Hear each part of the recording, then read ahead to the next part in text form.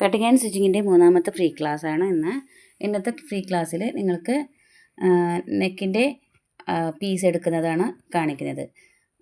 Kaftan മാക്സിൻ്റെ നെക്കിലേക്ക് ഒരു piece എടുക്കാനുണ്ട്. ഫ്രണ്ടും ബാക്കും ഒന്നിച്ചിട്ട് സ്റ്റിച്ച് ചെയ്യാൻ. അപ്പോൾ ആ പീസ് എടുക്കാൻ നമ്മൾ നമ്മുടെ കഫ്താൻ മാക്സിയുടെ തുണിയുടെ ഓപ്പോസിറ്റായിട്ട് നമ്മൾ പീസ് എടുക്കുന്നത്. അപ്പോൾ ഇതൊരു ബ്ലാക്ക് ആയതുകൊണ്ട് ഇതിലേക്ക് വൈറ്റായിട്ട് ഓപ്പോസിറ്റ് കളറായിട്ട് എടുക്കുന്നതാണ്. അപ്പോൾ നമ്മൾ ഈ നൈറ്റി പീസിനെ മടക്കിയിട്ട് നെക്കിൻ്റെ ഭാഗം മടക്കിയിട്ട് നമ്മൾ ഇതുപോലെ മടക്കി വെക്കുക.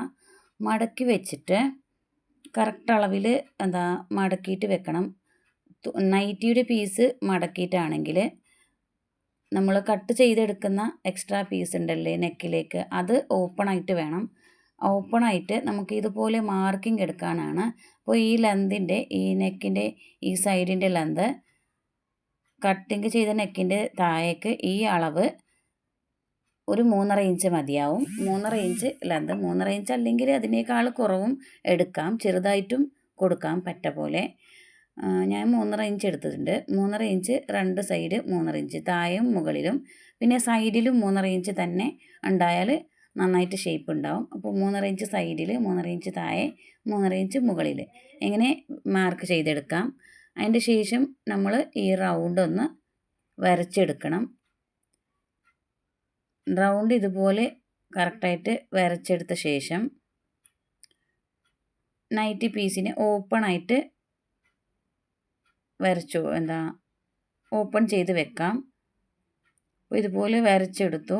ഇനി ഞങ്ങൾ ഷോൾഡർ മാർക്ക് ചെയ്യണം. ഷോൾഡറിൻ്റെ കട്ട് മാർക്ക് കൊടുത്തിട്ടുണ്ട്. ആ മാർക്കിലേക്ക് നമ്മൾ ഷോൾഡർ മാർക്ക് ചെയ്തിട്ട് ഇതുപോലെ ഓപ്പൺ ചെയ്തെടുക്കാം. കറക്റ്റ് ഓപ്പൺ ചെയ്യണം.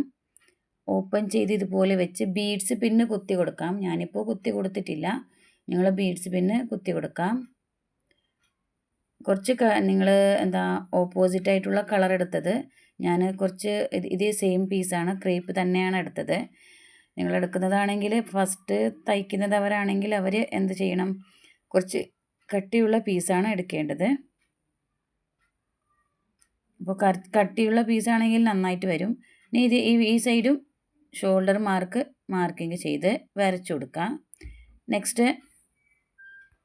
നെക്സ്റ്റ് നമ്മൾ ഓപ്പൺ തുണിയിലേക്ക് നമ്മൾ ഒരു അളവ് മാർക്ക് ചെയ്യുക. 3.5 ഇഞ്ച് നമ്മൾ അളവിന് നോക്കിയത്. ആ 3.5 ഇഞ്ച് നമ്മുടെ റൗണ്ടിൽ നിന്ന് നമ്മൾ മാർക്ക് ചെയ്തിട്ടുണ്ടല്ലോ, നെക്കിൻ്റെ റൗണ്ട്, അവിടെ 4 സൈഡും 3.5 ഇഞ്ച് തന്നെ വരുന്ന പോലെ മാർക്ക് ചെയ്തിട്ട് സ്ക്വയറായിട്ട് കട്ട് ചെയ്തെടുക്കാം. ഫസ്റ്റ് ആ സ്ക്വയറായിട്ട് കട്ട് ചെയ്യുന്നത് നമുക്ക് ഷേപ്പ് വരച്ചിട്ട് കട്ട് ചെയ്യാൻ ഈസി ആവാൻ വേണ്ടിയിട്ടാണ് ഇതുപോലെ സ്ക്വയറായിട്ട് കട്ട് ചെയ്ത് പീസ് മാറ്റി വെക്കുന്നത്.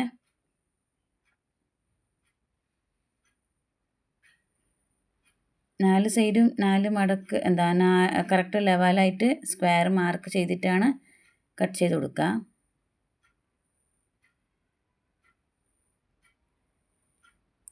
നെക്സ്റ്റ് അതിനെ മടക്കിയിട്ട് എടുക്കാം.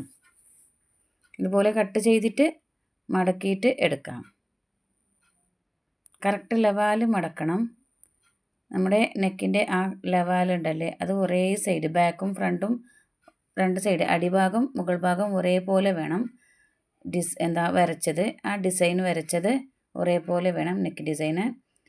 പിന്നെ എന്ത് ചെയ്യുക, കറക്റ്റായിട്ട് മടക്കി കൊടുത്ത് അളവ് നോക്കണം. 3.5 ഇഞ്ച് നെക്കിൻ്റെ വീതി നമ്മൾ എത്രയാണ് മാക്സിയിൽ എടുത്തത് അതേ നെക്കിൻ്റെ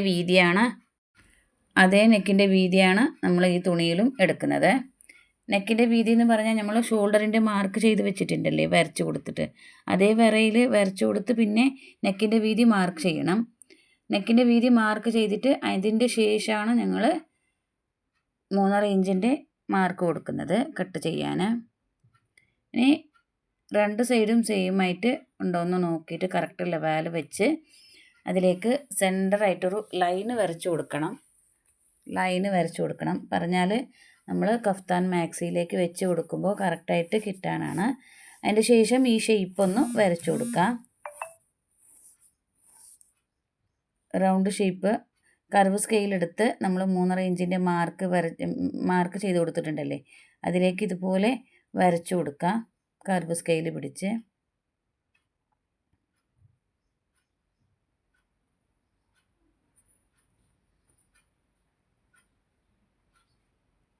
ഇതുപോലെ എന്താ ഷേപ്പിൽ നിങ്ങൾക്ക് ഏത് ഷേപ്പ് വേണമെങ്കിലും കൊടുക്കാം. റൗണ്ട് ഷേപ്പ് അല്ലെങ്കിലും സ്ക്വയർ ആയിട്ടും കൊടുക്കാം.